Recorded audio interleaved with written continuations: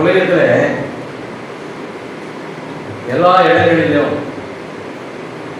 இறைமார்க்கம் என்று சொல்லி பல மத தத்துவங்கள் கோட்பாடுகளை நாம் பார்க்க முடிகிறது. அதுல முதலாவதாக முந்தைய காலகட்டங்களிலே ஜனங்கள் எல்லாரும் மலைகளிலே உச்சிகளிலே பலியிட்டார்கள், பாறைகளிலே குன்றுகளிலே பலியிட்டார்கள், சிலர் தோப்புகளின் நடுவே பலியிட்டார்கள் என்கிறதான நிறைய செய்திகளை வரலாறுகளை நாம் பார்க்க முடிகிறது. இந்த உலகத்துல பாவ மன்னிப்புக்கு என்று ஒரு வழியை வேதம் நமக்கு கற்றுக் கொடுத்திருக்கிறது, உலகத்துக்கே கற்றுக் கொடுத்திருக்கிறது. இன்னைக்கு அஞ்ஞான மார்க்கத்தில் இருக்கிற அநேக ஜனங்கள் இருந்தாலும் கூட அவர்களும் பலி செலுத்துகிறதை நாம் பார்க்க முடிகிறது. வேதத்துல ஆட்டை பலி கொடுக்க வேண்டும் என்று சொல்லுகிற ஒரு நியாயப்பிரமான ஒரு புஸ்தகத்தை ஆண்டவர் ஆதி திருச்சபையிலே கொடுத்திருக்கிறார் என்பதை நாம் பார்க்கிறோம். இன்னைக்கு அந்த காலத்துல பாத்தீங்கன்னா இந்திய தேசத்துல ஆடுகளை பலி செலுத்துகிற ஒரு கூட்டமாக நம் ஜனங்கள் இருந்திருக்கிறார்கள். அப்படி என்றால் இந்த ஆட்டை பலி செலுத்துகிற இந்த ஒரு வழிமுறையை, இந்த ஒரு ஆசரிப்பு முறையை உலகத்துக்கு கற்றுக் கொடுக்கிற நாட்களிலே இந்தியாவிலும் அதை என்ன செய்திருக்கிறாங்க, ஆட்டை பலி கொடுத்திருக்கிறார்கள். அப்படி என்றால் இந்தியாவிலும் ஆதி காலகட்டங்களிலே வேதாகமமானது இங்கும் என்ன செய்திருக்கிறது, பயணித்திருக்கிறது, இங்கும் பேசப்பட்டிருக்கிறது, இங்கும் உரைக்கப்பட்டிருக்கிறது என்கிற ஒரு உண்மையை நாம் மறந்துவிடக் கூடாது. ஆதியாகம புத்தகத்தில் நீங்க பார்க்கப்படுவது காயின் ஆபேலுடைய 2 பேருடைய காரிய கட்டங்கள், அந்த 2 பேரும் தான் சகோதரர்களாக இருந்தார்கள். ஆதாம் ஏவாளுக்கு முதலாவதாக பிறந்து இந்த 2 பேர்கள் அவர்கள் பலியிட செல்லும் போது அவர்களுக்கு பலியிட கற்றுக் கொடுத்தது யார்? அந்த பலியை செலுத்துகிற அந்த முறையை அவர்கள் எப்படி தேர்ந்தெடுத்தார்கள்? இதுல ஒரு பலியை ஆண்டவர் அங்கீகரித்தார் என்று நாம் பார்க்கிறோம். ஒரு பலியை கர்த்தர் அங்கீகரிக்கவில்லை. அதை இன்னைக்கு இந்தியாவில் நாம் பார்க்கப்படும் போது அதே 2 விதமான அந்த ஆச்சாரியங்கள், அந்த சடங்குகள், அந்த பலிகள் இந்த தேசத்திலே இருக்கிறது. ஒரு பக்கத்துல நம்ம தமிழர்கள்லாம் பாத்தீங்க அப்படின்னு கேட்டீங்கன்னா என்ன பண்ணுவாங்க, இந்த திராவிடர்கள் என்று சொல்லப்படுகிற இவர்களுடைய பலியை பார்க்கப்படும் போது ஆடுகளை மாடுகளை பலியிட்ட வரலாறுகளை நாம் பார்க்கிறோம்.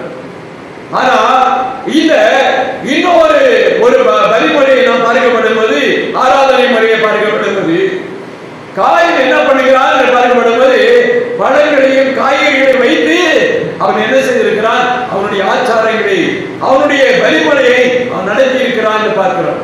அதுதான் இந்த காலகட்டத்திலே இந்தியாவிலே 2 விதமான வேள்விகள் இருக்கிறது, 2 விதமான யாகங்கள் இருக்கிறது என்பதை பார்க்கப்படும்போது அது உலக தோற்றத்த நாட்களிலே நடந்த அதே சம்பவங்கள் நாம் நினைவுக்கு கொண்டு வர வேண்டும். அப்போ தேவன் எதை அங்கீகரித்தார்? ரத்தம் சிந்துகிற ஒரு காரியத்தை அங்கீகரித்தார் என்று நாம் பார்க்கிறோம். அதை ஏற்றுக்கொண்டார் என்று நாம் பார்க்கிறோம்.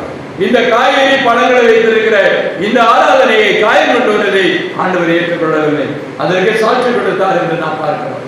அப்படியாக இந்த உலகத்துல நிறைய மார்க்கங்கள் உலகத்துல இருந்தாலும் இந்திய தேசத்தை நாம் பார்க்கப்படுவது, இந்த தேசத்தில் இருக்கிற குடிகளை நாம் பார்க்கப்படும்போது இந்த 2 விதமான காரியங்களை எல்லா இடங்களிலும் நாம் பார்க்கப்படுகிறது.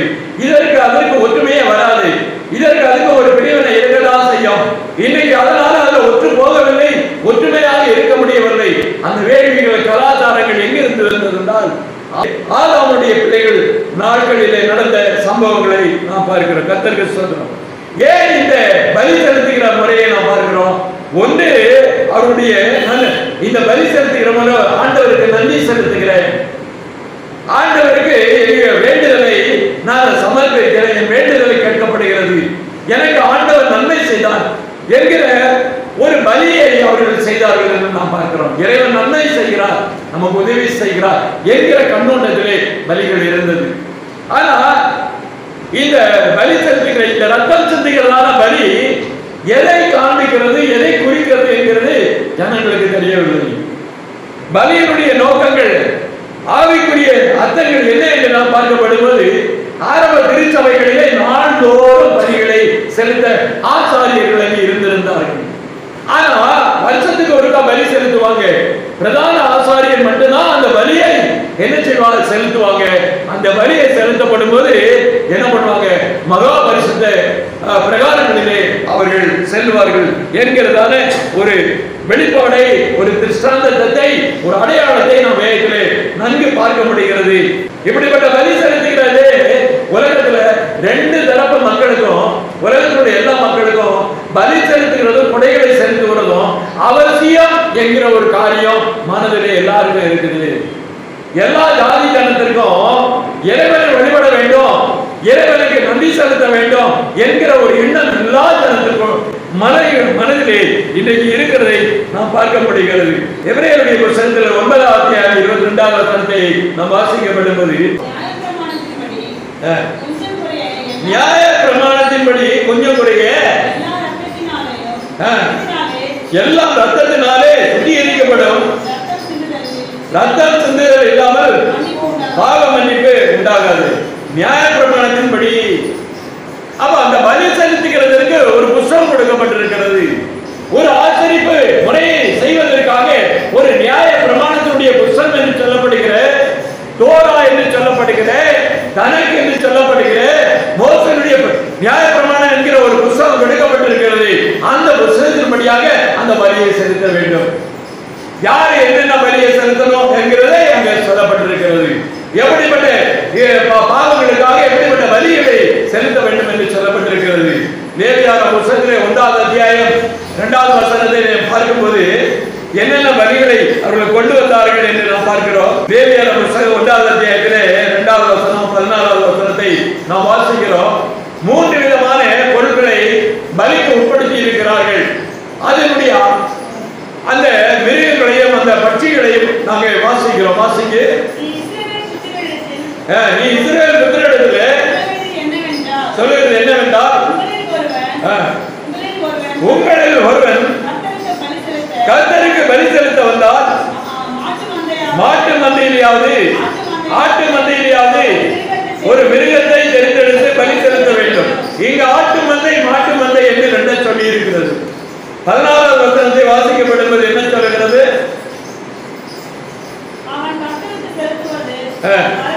அவன் கர்த்தருக்கு செலுத்துவது பறவைகள் என்று எடுக்கப்பட்ட சர்வாங்க தகன பலியானால் காட்டு புறாக்களிலே புறா குஞ்சுகளிலே எடுத்து செலுத்த கடவர்.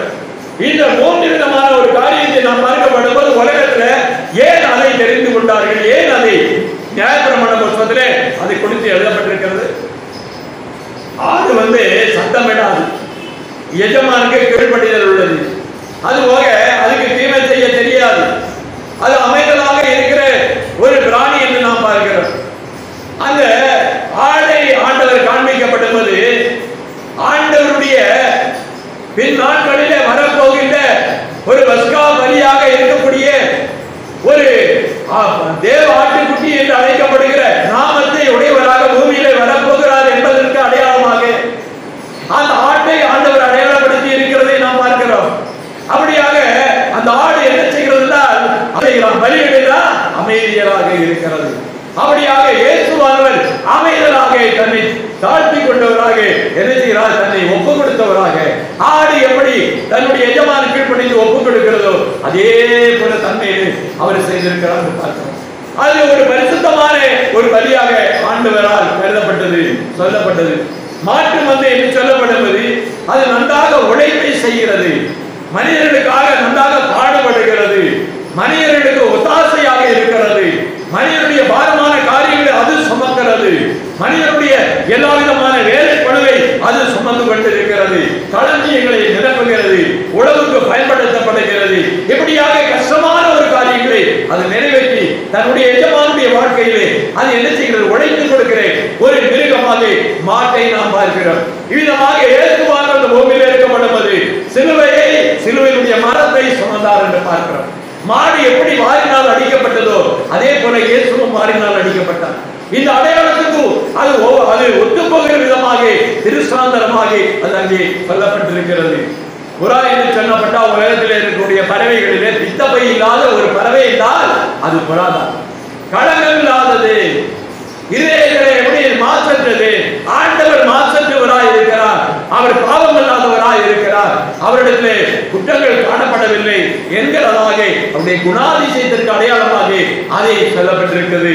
இப்படிப்பட்ட தன்மையில் இருக்கக்கூடியவர் தான் கிறிஸ்து முன்னடையாளமாக அவர் இந்த பூமியிலே வரப்போகிறார். நம்மளுடைய பாவத்திற்கு பிரயாசித்தமாக தன்னை பலியாக அர்ப்பணிக்கிறார் என்கிற ஒரு காரியத்தை வெளிப்படுத்துவதற்காக நியாயப்பிரமாண புத்தகத்தை மோசையின் மூலமாக உலகத்துக்கு ஆண்டவர் தந்திருக்கிறார் என்பதை நாம் பார்க்க முடிகிறது. உலகத்திலே நாம் பார்க்கப்படும்போது இன்னொரு காரியத்தை நீங்கள் பாருங்கள். அந்த காலத்தில் ஆபிரகாமை ஆண்டவர் அழைத்த போது உன் ஏகபுத்திரனை உன்னுடைய குமாரனாகிய ஈசாக்கை நீ பலியிட வேண்டும் என்று சொன்னபோது ஏன் ஆண்டவர் அந்த வார்த்தையை சொல்லி இருக்கிறார் பார்த்தா, அந்த காலத்துல மோவாபியர்களும் மற்ற எல்லா தேசத்திலும் எகிப்து தேசத்தில் உள்ளவர்களும் மற்ற எல்லா தேசத்தில் உள்ளவர்கள் என்ன செய்வார்கள் என்றால் தன்னுடைய குடும்பத்தில் இருக்கிற தலைப்புடைய என்ன பண்ணுவாங்க, இறைவனுக்கு என்று நேர்ந்து கொண்டு பலியிடுவார்கள். அது அந்த காலத்தினுடைய பலிதாமிசத்திலே ஒரு கொள்கையாக ஜனங்கள் பின்பற்றி வந்தார்கள். அவ்விதமாக ஒரு எடுத்துக்காட்டை நான் உங்களுக்கு சொல்ல விரும்புகிறேன். 2 ராஜாக்களுடைய புத்தகம் 3வது அத்தியாயம் 26, 27 வாசிக்கிறோம். யுத்தம் மும்முரமாக இருக்கிறது என்று மோவாபின் ராஜா கண்டபோது அவன் ஏதோமின் ராஜாவின் மேலே வருவாய் விழுகிறதற்கு பட்டயம் போடுகிறேன் 700 பேரை கூட்டிக் கொண்டு வந்தான். ஆனாலும் அவர்களுடைய கூடாமல் போயிட்டு அப்பொழுது அவன் தன் ஸ்தானத்தில் ராஜாவாக போகிற தன் சேஷ்ட புத்திரனை பிடித்து அரங்கத்தின் மேல் அவனை சர்வாங்க தகன பலியாக பலியிட்டான். அப்போ யுத்தத்தில் ஜெயிக்கணும், ஏதோ ஒரு காரியத்தை நாம் என்ன செய்யணும், ஜெயிக்க வேண்டும், ஏதாவது நிறைவேற வேண்டும் என்றால் அந்த இக்கட்டான காலகட்டத்திலே தலைப்பிள்ளைகளை என்ன பண்ணாங்க, பலி கொடுத்து கொண்டு இருந்தார்கள். அதுதான் அந்த உலகத்தில் நடந்து கொண்டிருந்தது. ஈசாக்குடைய காலகட்டத்திலே பார்க்கப்படுவது ஈசாக்கை பலியாக செலுத்துவாயாக என்றால் உலகத்தில் அந்த காலத்துல தலைப்பிள்ளைகளை பலி கொடுக்கிறது அஞ்ஞான மார்க்கத்திலே இருந்து கொண்டிருந்தது. பிள்ளைகளிலே பலி கொடுக்கிற ஒரு பெரிய பாவ செயல், கொடூர செயலை அந்த காலத்திலே எல்லாரும் நிகழ்த்தி கொண்டிருந்தார்கள். அதன்படியாக அவர்களுக்கு உணர்ந்த விதமாக, அவர்கள் அறிந்து கொள்ள விதமாக அந்த காரியத்தை ஆண்டவர் என்ன செய்கிறார், வேதத்திலே நமக்கு காண்பிக்கிறார். ஈசாக்கை பலி செலுத்துவாயாக. தேவனுக்கு அது இஷ்டமா? கிடையாது. ஆனா பலி செலுத்துவதற்காக அங்க கொண்டு செல்லும்போது அந்த கீழே இருக்கக்கூடிய வேலைக்காரர்களிடத்துல நாங்கள் பலி செலுத்தி கொண்டு வருகிறோம் என்று அந்த மலையில ஏறி போனார்கள். அந்த மலையில ஏறி போகும்போது அங்க கட்டைகள் எல்லாம் வைக்கப்பட்டது. அப்பொழுது எல்லாம் இருக்குது, பலி செலுத்துவதற்கு ஆடு எங்கேன்னு யாரு கேட்கிறா? ஈசாக்கு யாருடைய கவர்னத்திலே கேட்கிறார். அப்போ அவர் என்ன செய்கிறார் என்றால் கர்த்தர் பார்த்துக் கொள்ளுவார். ஒரு வார்த்தையை சொல்லிவிட்டு அந்த காரியத்தை தொடங்குகிறார். ஆனா வேலைக்காரன் சொல்லி வரும்போது நாங்கள் திரும்பி வருவோம் என்று சொல்லிவிட்டு போகிறார். அப்போ ஆபிரகாமுக்கு தெரியும், மரித்தோரை உயிர்ப்பிக்கிறவர் அவரே என்று தெரியும். இந்த சரீரம் செத்து போன நாட்களே குழந்தையை கொடுத்தவர் அவர் என்று தெரியும். அந்த குழந்தையை நிச்சயமாக மீட்டுக் கொண்டு வருவேன் என்கிற நம்பிக்கை இடத்திலே இருந்தது. அவருடைய தைரியமாக போனார். நீ அதை பலியிட என்று சொன்ன போது அந்த குழந்தை மேல ஆசை வச்சிருந்தா எல்லாம் வச்சிருந்தான். ஆனா தேவனுடைய வார்த்தைக்கு கீழ்ப்படிய வேண்டும் என்று சொல்லி அவன் என்ன செய்தார், பட்டயத்தை உருவினார் என்று நாம் பார்க்கிறோம். ஆனால் ஆண்டவர் சொல்லுகிறார், பிள்ளையாண்டின் மேலே உன் கத்தியை போடாதே, பட்டயத்தை நீ என்ன செய்யணும் வலையிலே போட என்று சொல்லுங்க. அப்போ இதுல இருந்து என்ன தெரிகிறது என்று பார்க்கப்படுகிறது, இது இயேசு கிறிஸ்துவுக்கு அடையாளமாகும். ஏக புத்திரரும் ஏக சுந்தரமாக இருக்கக்கூடிய இயேசு கிறிஸ்து பூமியிலே அவர் பலியிட போகிறார் என்கிற ஒரு காரியத்தை அடையாளமாக தேவன் அதை காண்பித்தார். அதைத்தான் ஆண்டவர் இயேசு சொல்லுகிறார். ஆபிரகாம் என் நாளை காண ஆசையா இருந்தான், கண்டு களி கூர்ந்தான் என்று சொல்லப்படும் போது எந்த வார்த்தை நினைவுக்கு வருகிறது என்றால், என் நாளை காண ஆசையா இருந்தால் கண்டு களி கூர்ந்தான். ஆண்டவருடைய நாள் என்று பார்க்கப்படும் போது சிலுவையிலே ஆண்டவராய் இயேசு கிறிஸ்து அடிக்கப்பட போகிறார், ரத்தத்தை சிந்த போகிறார் என்கிற பலியை அவன் முன்னதாகவே தன் மகனின் மூலமாக அந்த அடையாளத்தை அந்த கண்டு கொண்டான் என்று ஆண்டவர் சாட்சியிடுகிறது நாம் பார்க்க முடிகிறது.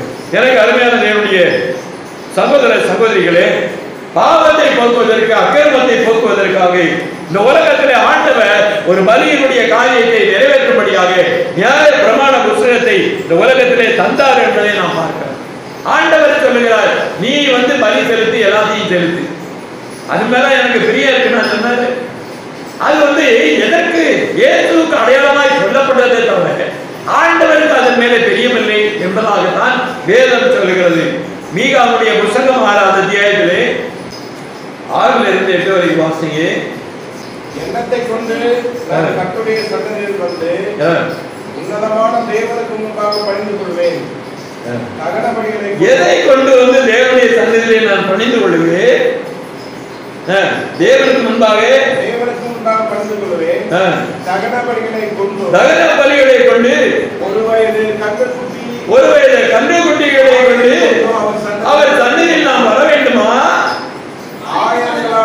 ஆயிரங்களான ஆண்டு ஆட்டுக்கடாக்களின் மேலும் எண்ணெயாய் ஓடுகிற 16 ஆறுகளின் மேலும் கர்த்தர் பிரியமாய் இருப்பாரோ? என் அக்கிரமத்தை போக்க என் முதல் பேரானவனை என் ஆத்துமாவின் பாவத்தை போக்க கற்பக்கனியை கொடுக்க வேண்டுமோ? மனுஷனே, நன்மை இன்னதென்று அவர் உனக்கு அறிவித்திருக்கிறார். நியாயம் செய்து இரக்கத்தை சிநேகித்து உன் தேவனுக்கு முன்பதாக மனத்தாழ்மையாய் நடப்பதை அல்லவோ வேற எண்ணத்தை கர்த்தர் உன்னிடத்திலே கேட்கிறார். வேதத்தினுடைய சாராம்சம் அவருக்கு பலி செலுத்த வேணும், ரத்தத்தெல்லாம் கொட்டணும், அப்படியே ஆறுகளாக போகணும் அப்படின்ற எண்ணம் அவருக்கு இல்லை. வேதம் சொல்லுகிறது அவருடைய வார்த்தைக்கு கீழ்ப்படிய வேண்டும் என்கிற ஒரு காரியத்தை அங்கே நமக்கு உணர்த்துகிறார். அந்த காலத்தில் நடந்த சம்பவத்தை சொல்லுகிறார். ஆடுகள் எல்லாம் பலியிட்டாங்க, ஆயிரக்கணக்கான பலிகளை செலுத்தினார்கள். அங்கே ஆறாய் ஓடிட்டு, அது மட்டும் இல்ல, தன்னுடைய கற்பத்தினுடைய குடும்பத்தில் உள்ள தன்னுடைய பிள்ளையே பலி கொடுக்கிறார். அந்த ஒரு காரியம் அங்கே நடந்திருக்கிறது என்கிற வேதத்தை மூலமாக நாம் அறிந்து கொள்கிறோம், உணர்ந்து கொள்கிறோம். இந்த காலகட்டத்தில் உங்க பிள்ளைய பலி கொடுக்கணும்னு நான் ஒத்துக்கிடுவீங்களா? ஆனா இன்னைக்கு இருக்கிறாங்க ஒரு கூட்டம் இருக்கு. என்ன பண்ணிக்கிறாங்க? அஞ்ஞான மார்க்கத்தில் சில மந்திரவாதிகள் அவர்கள் என்ன பண்ணுவாங்க? உங்க குடும்பத்துல தலைமுறையை கூப்பிட்டு வாயா, நிறைய பூஜை பண்ணணும், நீ பெரிய கோடித்தனம் ஆயிரம் அப்படின்னு சொல்லி பலி கொடுக்கிறாங்க. எத்தனையோ மறைவாக நிறைய கொலைவாதங்கள் நடந்து கொண்டு இருக்கிறது தேசத்துல. திடுக்கிற சம்பவங்களை நீங்க கேட்டீங்கன்னா பயந்து போயிருவீங்க. வேதத்தில் அன்றைக்கே எழுதப்பட்டிருக்கிறது, அன்றைக்கே சொல்லப்பட்டிருக்கிறது. இந்த படுபாதக செயல்கள் அன்றைக்கு நடந்து கொண்டு இருக்கிறது என்பதாக வேதம் அந்த நாட்கள் நடந்த வரலாற்றை நமக்கு முன்னே தருகிறது என்பதை நாம் பார்க்க முடிகிறது. தகன பலிகள், போஜன பலிகள், சமாதான பலிகள், பாவ நிவாரண பலிகள், குற்ற நிவாரண பலிகள், மான பலிகள் என்று சொல்லி அநேக பலிகளை செலுத்தி ஆண்டவருக்கு முன்பதாக இந்த பலிகள் எதை காண்பிக்கிறது என்றால் ஒரு நினைவு கூறுதலை காண்பிக்கிறது. அந்த நினைவு கூறுதல் எதை காண்பிக்கிறது என்றால் ஆண்டுடைய சமூகத்திலே நாம் இரக்கம் பெற போகிறோம், ஆண்டுடைய சமூகத்திலே ஒரு பாவ மன்னிப்பு கிடைக்க போகிறது, ஆண்டுடைய சமூகத்திலே ஒரு மீட்பு உண்டாக போகிறது. இப்படிப்பட்ட ஒரு காரியத்தை ஆண்டவர் நினைவு கூறும்படியாக ஆண்டவர் சொல்லுகிற ஒரு காரியம் என்ன என்று நாம் பார்க்கப்படுவது, ரத்தம் சிந்துதல் இல்லாமல் பாவ மன்னிப்பு இல்லை என்கிற ஒரு வார்த்தையை நினைவுபடுத்துகிறார், நினைவு கூற வைக்கிறார், திருஷ்டாந்தமாக அறிவிக்கிறார். அவர் தீர்க்கதரிசிகளை கொண்டே பேசுகிறார். ஆசாரியர்கள் மூலமாக இந்த காரியத்தை நடத்தி ஆண்டவர் என்ன செய்கிறார்? நினைவுபடுத்திக் கொண்டே வருகிறார் என்கிறதை நாம் பார்க்க முடிகிறது. ஆண்டுடைய பரிசுத்த நாமத்துக்கு ஸ்தோத்திரம். ஆண்டவர் திருப்பியுமாக எபிரேயருடைய புத்தகத்துல 10வது அத்தியாயத்துல 3, 4, 6 வாசிப்போம். அப்படி நிறுத்தப்படாதபடியால் பாவங்கள் உண்டென்று அவைகளினாலே வருஷந்தோறும் நினைவுறுதல், ஒரு நினைவு கூறுதல், பாவத்தைக்காக நாம் பலி செலுத்துகிறோம் என்கிற ஒரு நினைவு கூறுதல். அவ நம்மள பாவம் இருக்கிற ஒரு உணர்வு, நாம் இந்த உலகத்திலே நமக்கு பாவ பரிகாரம் வேண்டும் என்கிற ஒரு சிந்தனை இந்த உலகத்துல வேதம் தான் நமக்கு கற்றுப்படுகிறது. இந்த வலியினுடைய காரியத்தின் மூலமாக இன்னைக்கு உலகத்துல வேதத்தையே படிக்கல தெரியல. அவர்களுக்கு ஒரு பயபக்தி இருக்கிறது, அவர்களுக்கு ஒரு பாவ மன்னிப்பை பெறணும், பிராயச்சித்தம் செய்யணும் அப்படின்னு சொல்லிட்டு பூஜாரி கிட்ட போறாங்க. அவன் என்ன சொல்கிறான் அப்படின்னு பாத்தீங்கன்னாக்க, அவன் என்ன பண்றான்? நீ நிறைய காரியங்களை இதெல்லாம் கொண்டு வா, நீ உனக்கு நன்மை கிடைக்கணும்னா கொண்டு வா, உன்னுடைய வேண்டுதல் கேட்கப்படனா கொண்டு வா, நீ இறைவனை நீ என்ன செய்யணும்? இறைவனுக்கு நீ நிறைய அள்ளி கொடுத்தனா உன் குடும்பம் எல்லாம் நல்லா இருக்கும் அப்படின்னு சொல்லிட்டு என்ன பண்றாங்க? நிறைய பொருட்களை வாங்குகிறார்கள். அதுல என்ன அவருடைய காரியம் பாத்தீங்கன்னா, அவருடைய முறைகளை பார்க்கப்படும் போது யாகங்களை வழங்குகிறார்கள். சடங்குகளில் அவர்கள் என்ன சொல்றாரு, இந்த காரியத்தெல்லாம் நீ பண்ணு, சடங்குல வளர்க்கணும். ஏன் அப்படின்னா அக்கினிக்கு உன்னுடைய நீ கொடுக்கக்கூடிய பொருளெல்லாம் போட்டாச்சுன்னா ஆண்டவன் அது மூலமா ஏற்றுக்கொள்வான் அப்படின்னு சொல்லி அவருடைய ஒரு கற்பனையான ஒரு சிந்தனை வாதம். ஜனங்களை வஞ்சித்து இதை கொடு அதை கொடுன்னு சொல்லி வாங்கி கடைசியில நெருப்புல போடுறாங்க. நெருப்புல போட்டோம்னா அது என்ன இறைவனுக்கா போகிறது, அங்க சாம்பலா தான் கிடைக்கும். அது ஒரு வஞ்சனை, அது ஒரு ஏமாற்று. அவர்கள் என்ன பண்ணுகிறார், இதெல்லாம் நீ போட்ட அப்படின்னா அந்த தேவர்கள் உனக்கு உதவி செய்வாங்கன்னு ஜனங்கள் நம்பி கொண்டு போகிறார்கள். இப்படிப்பட்ட ஒரு காரியம் இந்த உலகத்திலே நடந்து கொண்டிருக்கிறது என்பதை நாம் பார்க்க முடிகிறது. எனக்கு பிரியமானவர்களே, இந்த தேசத்துல முதல்ல பாத்தீங்கன்னா ஆடு மட்டும்தான் பலி செலுத்தினாங்க, கோழியை பலி செலுத்தினாங்க, மாடை பலி செலுத்தினாங்க இந்த இந்திய தேசத்துல. அதுக்கு முன்னாடி எல்லாம் பாத்தீங்கன்னா யாகங்கள் வளர்ப்பெல்லாம் கிடையாது, இந்த அக்னியில போடுற காரியமும் கிடையாது. தேவர்களுக்கு இந்த பொருள் எல்லாம் போய் சேரணும்னு சொல்லி இந்த மாதிரி ஒரு உபதேசத்தை இந்த தேசத்திலே வளர்த்து விட்டவர்கள் வேறு புற தேசத்திலிருந்து வந்தவர்கள் என்பதாக நாம் பார்க்கிறோம்.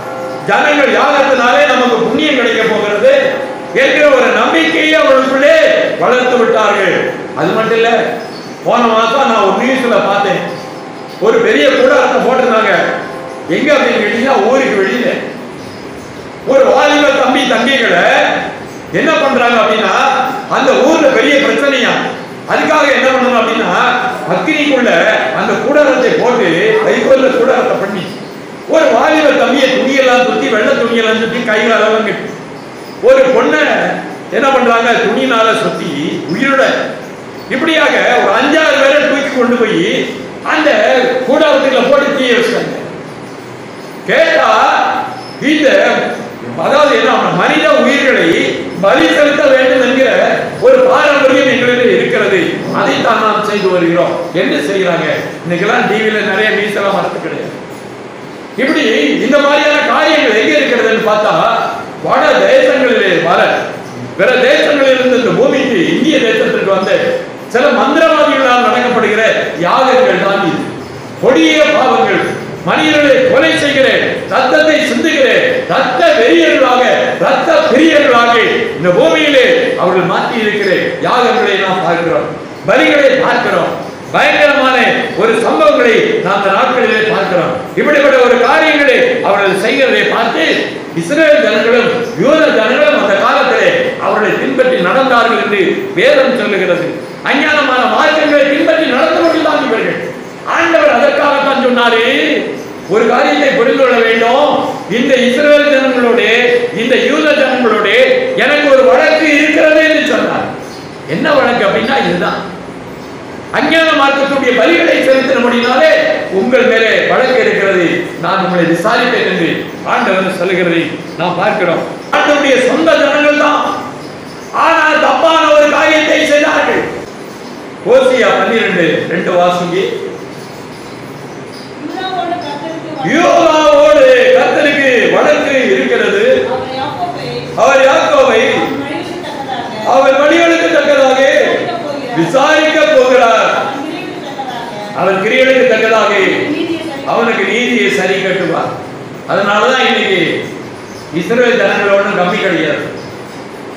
அவங்க எல்லா ஜனங்களுடைய எல்லா காரியங்களையும் கத்துக்கிட்டு இந்த காரியங்களை செய்தபடினாலே கர்த்தருக்கு முன்பதாக கொடிய பாவங்களை செய்தார்கள். அப்படினாலே அவர்கள் மேலே என்னுடைய விசாரணை இருக்கிறது என்று சொல்லிதான் ஆண்டவர் என்ன பண்ணி இருக்கிறார் என்று பார்த்தா எசேக்கியேலுடைய புத்தகத்துல 20வது அத்தியாயம் 21வது வசனத்திலே என்ன சொல்லுகிறார் என்றால், வனாந்தரத்திலே என்னுடைய கோபத்தை தீர்த்து கொள்ளும்படி என் உக்கிரத்தை அவர் மேலே ஊற்றினேன் என்று சொல்லி என்ன பண்ணாரு, வனாந்தரத்திலே அவரை கொண்டு போட்டார் என்று நாம் பார்க்கிறோம். அதைத்தான் பவுலப்போஸ்தலர் 1 கொரிந்தியர் 10வது அத்தியாயத்தில் தெளிவா சொல்லுகிறாரு. என்ன சொல்லுகிறார் என்று பார்க்கப்படும்போது இவங்க எல்லாம் ஆண்டவருக்கு பிரியமாக இருந்ததில்லை, வாழ்ந்ததில்லை என்பதாக இந்த இடத்திலே நாம் பார்க்கப்படுகிறது. 1 கொரிந்தியர் புத்தகம் 10வது அத்தியாயத்திலே 6வது வசனத்தை நாம் வாசிப்போம். ஆமா, அவர்கள் இச்சித்தது போல நாமும் பொல்லாதவைகளை இச்சிக்காதபடி இவைகள் நமக்கு திருசாந்தரமாக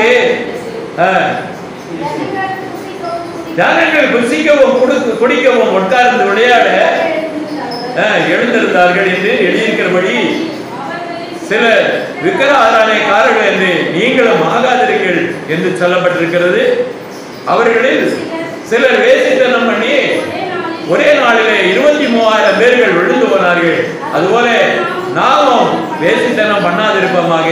எல்லா காரியத்தையும் ஆண்டவர் சொல்லுகிறார். இந்த ஜனங்கள் எப்படியாக இந்த வேசியின் மார்க்கத்திலே போய் என்னென்ன அநியாயம் பண்ணாங்க, அக்கிரமம் பண்ணாங்க என்று சொல்லி அவர்கள் வனாந்தரத்திலே அழிக்கப்பட்டு போனார்கள். அவர்கள் தேவனுக்கு பிரியமாக வாழ்ந்ததில்லை, இருந்ததில்லை. இப்படிப்பட்டவர்கள் வனாந்தரத்தில் அழிக்கப்பட்டார்கள். கானானுக்குள்ளே பிரவேசித்தவர்கள் முதலாவது புறப்பட்டு வந்த எவனும் போகல. காலேபு யோசுவாவும் இந்நாட்களிலே பிறந்த அந்த ஜனங்கள் சந்ததிகள் தான் அங்கே உள்ளே போனார்கள் என்பதாக நாம் பார்க்க முடிகிறது. இந்த உலகத்துல நிறைய பேர் கிறிஸ்தவர்கள் என்கிற போர்வையிலே வேஷம் தரித்துக் கொண்டு நான் கத்தோலிக்க சபை, நான் அந்த சபை, இந்த சபைன்னு சொல்லிட்டு அவர்கள் இன்னைக்கு என்ன பண்றாங்க, நிறைய பேர் வேஷத்தை போட்டுக்கொண்டு இன்னைக்கு பலி செலுத்துகிற கூடாரங்களை நாம் பார்க்கிறோம். பலி செலுத்துகிற பலிபீடங்களை நாம் பார்க்க முடிகிறது. இஸ்ரவேல் ஜனமும் கொஞ்சம் கம்மி கிடையாது. இன்னைக்கு பலி செலுத்திருப்பாங்க. அங்க என்னன்னு பாத்தீங்கன்னா எருசலேம் ஆலயமே கிடையாது, அங்க பலிபீடமும் கிடையாது. அதனால பலி செலுத்தவே முடியல. என்னடா பண்றது, என்னைக்குடா கோயிலை கட்டி நம்ம பலி போடலாம் அப்படின்னு சொல்லி அதுலயும் கொஞ்சம் பேர் அலைகிறாங்க. இப்படிப்பட்ட ஒரு காரியங்களை இந்த நாட்களை பார்க்க முடிகிறது. எனக்கு அருமையானவர்களே, கர்த்தர் பரிபூர்ணமான தேவனுடைய வார்த்தை என்ன சொல்லுகிறது, அவருடைய சித்தம் என்ன உரைக்கிறது, ஆண்டவருக்கு பிரியமான காரியங்கள் என்ன, அப்படி வார்த்தைக்கு கீழ்ப்படிய வேண்டும் என்கிற ஒரு சம்பவத்தை ஆண்டவர் நமக்கு உணர்த்தி கொடுக்கிறார். சரி, இந்த இடத்துல நீங்க இன்னொரு காரியத்தை நீங்கள் பார்க்க வேண்டும். யார் மேல நான் கிருபையா இருப்பேன், யார் மேல நான் இரக்கமா இருப்பேன், யார் மேல நான் அன்பா இருப்பேன் அப்படின்னு ஆண்டவர் கேட்கிறார். யாருடைய பாவத்தை நினைக்கலையோ, யாருடைய பாவத்தை மூடி இருக்கிறாரோ, யாருடைய பாவத்தை எண்ணாது இருக்கிறாரோ அவன் பாக்கியவான் என்று வேதம் சொல்கிறது. இது எப்படி, இது எந்த அடிப்படையில் வேதம் என்ன சொல்கிறது? ஆண்டவர் சொல்லுகிற வார்த்தை அவருடைய உள்ளத்திலே ஆண்டவர் என்ன பண்ணுகிறார் என்று வேதம் சொல்லுகிறது. அவருடைய உள்ளத்திலே என்னுடைய வார்த்தையை நான் வைப்பேன், அவருடைய உள்ளத்திலே என் வசனத்தை நான் என்ன பண்ணுவேன், என் பிரமாணங்களை எழுதுவேன். அவன் என்ன பண்ணுவான் அப்படின்னு கேட்டா என்னுடைய ஜனமாக இருப்பான் என்று ஆண்டவர் சொல்லுகிறார். கீழ்ப்படிதலோட இருப்பார்கள் என்று சொல்லப்பட்டிருக்கிறது. அப்போ அவருக்குள்ள என்ன அப்படின்றதை நான் பார்க்கிறேன். கர்த்தருக்கு ஸ்தோத்திரம். வாசிங்க எபிரேயருடைய புத்தகம் 10வது அத்தியாயத்தில் 7வது வசனம். அப்பொழுது நான் தேவனை உம்முடைய சித்தத்தின்படி செய்ய இதோ வருகிறேன் என்று வேதத்தில் எழுதியிருக்கிற இந்த வார்த்தை ஆண்டவராகிய இயேசு கிறிஸ்து பூமியிலே வந்து நிறைவேற்ற போகிறார். புத்தகச் சுருளில் என்னை குறித்து எழுதியிருக்கிறது, இதோ நான் வருகிறேன் என்று சொல்கிறார். அப்ப ஆண்டவர் ஒரே பலியினாலே பூரணப்படுத்த போகிறார், பலியை எடுத்து போட போகிறார். இல்லையா? இந்த பலியை எடுத்து போட போகிறார். இதோ நான் வருகிறேன் என்று சொல்லுகிறார். அப்படிப்பட்ட தெய்வம் ஆண்டவர் சொல்கிறார். 16வது வசனத்தை வாசிங்க.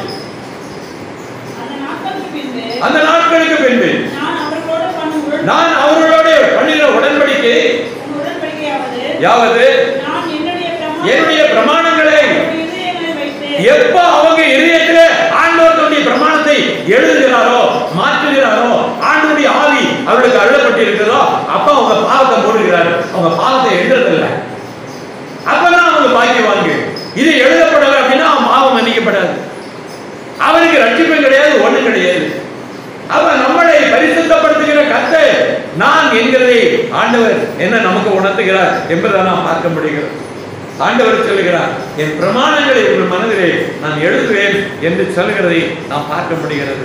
இனிமேலே பாவத்தை நிமித்தமாக ஒரு பலி செலுத்தப்பட போகிறதில்லை, முற்றிலுமாக இந்த வார்த்தையை ஆண்டவர் நிறைவேற்றுகிறார்.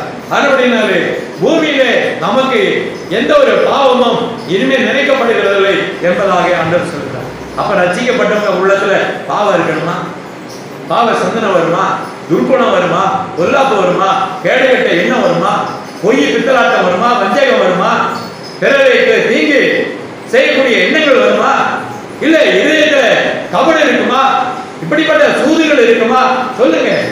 அப்ப ஆண்டவருடைய பிரமாணம் இதயத்தில் எழுதப்பட்டது இதெல்லாம் இருக்காது என்று சொல்லுகிறார்.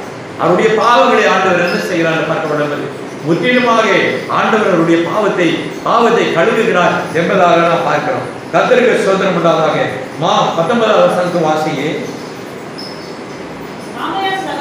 ஆகையால் சகோதரரே நாம் பரிசுத்த ஸ்தலத்தில் பிரவேசிப்பதற்கு, பரலோகத்திலே பிரவேசிப்பதற்கு, தேவனுடைய ராஜ்யத்திலே பிரவேசிப்பதற்கு இயேசுவானவர் தம்முடைய மாம்சத்தின் திரையின் வழியாக புதிதும் ஜீவனுமான மார்க்கத்தை நமக்கு உண்டு பண்ணினார். மாமிச திரையின் வழியாக மாமிசத்தை பலி கொடுத்திருக்கிறார்.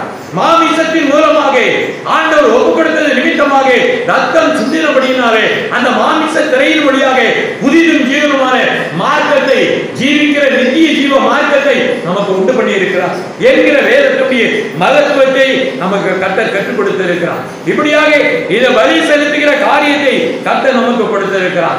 எவனுடைய பாறுதல், எவனுடைய மீறுதல் மன்னிக்கப்பட்டது, எவனுடைய பாவங்கள் மூடப்பட்டது, அவன் பாக்கியவான் என்று சொல்லுகிறான். எவனுடைய அக்கிரமத்தை கர்த்தர் எண்ணாது இருக்கிறாரோ, எவனுடைய ஆவியில் கவனம் இல்லாது இருக்கிறானோ அவன் பாக்கியவான் என்று சொல்லுகிறார். மற்றவர்கள் எல்லாம் பாக்கியவான்கள் ஆக முடியாது. அப்படியே பாவங்கள் மன்னிக்கப்படுகிறது அல்ல. பிறருக்கு துரோகம் பண்ணுகிற காரியங்கள், தகப்பனார் பிள்ளைகளுக்கு, தாய் தந்தைய பிள்ளைகளுக்கு துரோகம் நினைப்பதில்லை. இன்னைக்கு இருக்கிற காலகட்டத்தில் பிள்ளைகள் இந்த உலகத்திலே பெற்றோர்களுக்கு துரோகம் செய்யலாமா, இல்ல ஒருவருக்கு ஒருவர் துரோகம் செய்யலாமா? யோசித்து பாருங்கள். இப்படிப்பட்ட ஒரு கவனமான எண்ணங்கள், இப்படிப்பட்ட சிந்தனைகள் நம்முடைய உள்ளத்திலே, தப்பான சிந்தனைகள் நம்ம உள்ளத்திலே தோன்றக்கூடாது, வரக்கூடாது, இருக்கக்கூடாது என்பதாக ஆண்டவர் சொல்கிறார். இந்த நாட்களிலே இஸ்ரவேல் ஜனங்கள் அஞ்ஞான பலிகளை செலுத்தி கூடாரங்களில் ஆகாப் ராஜா தன்னுடைய கூடாரத்துல 2 பக்கத்துல என்ன பண்ணா அப்படின்னா நிறைய பலிபீடத்தை வச்சிருந்தான், நிறைய விக்கிரகத்தை வச்சிருந்தான். அதே மாதிரி எருசலேம் தேவாலயத்திலையும் எல்லா இடங்களிலும் அந்நிய தேவர்களை வைத்து பலிபீடங்களை கட்டி வைத்திருந்தான். கடைசியில அடுத்து ராஜா வந்தான், அதெல்லாம் உடைச்சி கிதரோன் ஆற்றண்டையில போட்டு அதெல்லாம் அழித்து போட்டாங்க என்று நாம் பார்க்கிறோம். விதமாக அவருடைய சிந்தனைகள் அந்த நாட்களிலே தவறுதலாக இருந்தது. கர்த்தர் அவர்கள் மேலே ஒரு வழக்கை வைத்திருக்கிறார். இந்த ஜனங்கள் மேலே எனக்கு வழக்கு இருக்கிறது என்று சொல்லுகிறதை நாம் பார்க்க முடிகிறது. எனக்கு பிரியமானவர்களே, கடந்த காலத்திலே அந்த பழைய ஆச்சாரியங்கள், அந்த சடங்குகளை இந்த நாட்களில் விட்டுவிட்டு தான் நாம் இந்த நாட்களில் ஆண்டவராகிய இயேசுவினிடத்திலே நாம் வந்திருக்கிறோம் என்கிறதை நாம் இந்த நாட்களில் புரிந்து கொள்ள வேண்டும். கர்த்தருக்கு ஸ்தோத்திரம் உண்டாவதாக. ஒரு காரியத்தை நீங்கள் தெரிந்து கொள்ள வேண்டும். இந்த நாட்களில் துஷ்ட தேவர்கள், இஷ்ட தேவர்களாக நாம் வாழ்ந்த காலங்களிலே நாம் அதை என்ன பண்ணோம், பின்பற்றி வந்தோம்.